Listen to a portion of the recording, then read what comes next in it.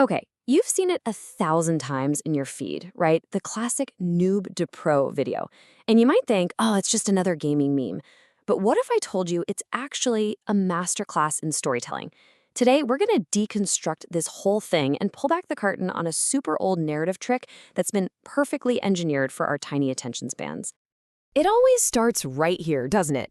In that place of just pure, relatable frustration.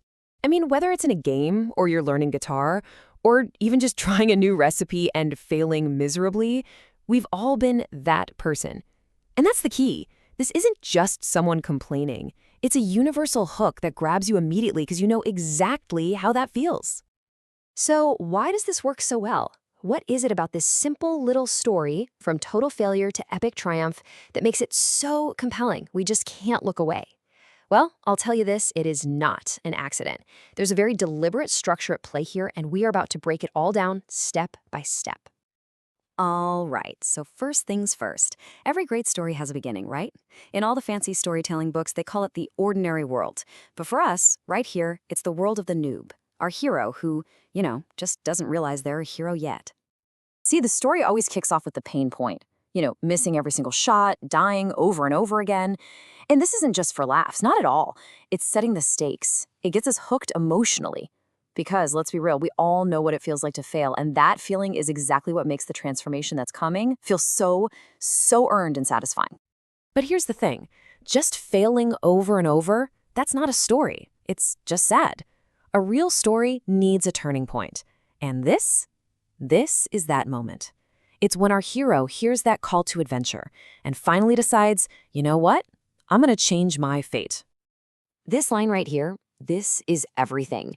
It's literally the engine of the entire story. This is the exact moment things stop happening to our hero and they start taking control. It's this powerful declaration of intent, that one little spark that just ignites the entire transformation. And that shift from passive to active, it is so crucial. It's what turns a whiny complaint into a real active journey. The story suddenly becomes compelling the second our hero decides to do something. They're not a victim of the game anymore. Nope, now they're on a mission to conquer it.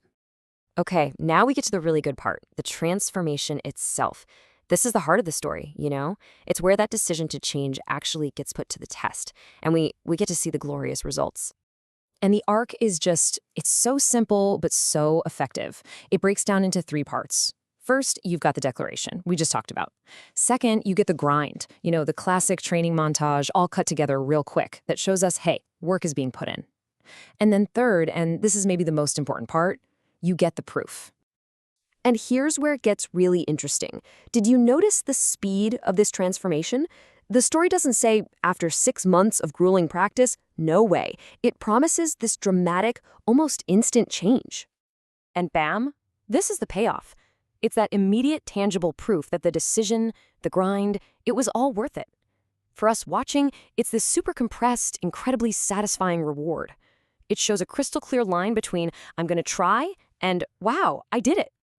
So, with that proof in hand, our hero returns.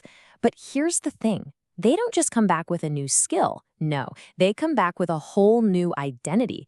They have basically entered an entirely new reality. And this is the ultimate reward. It's not just about getting a better score or winning a match. It's about a complete 180-degree status reversal.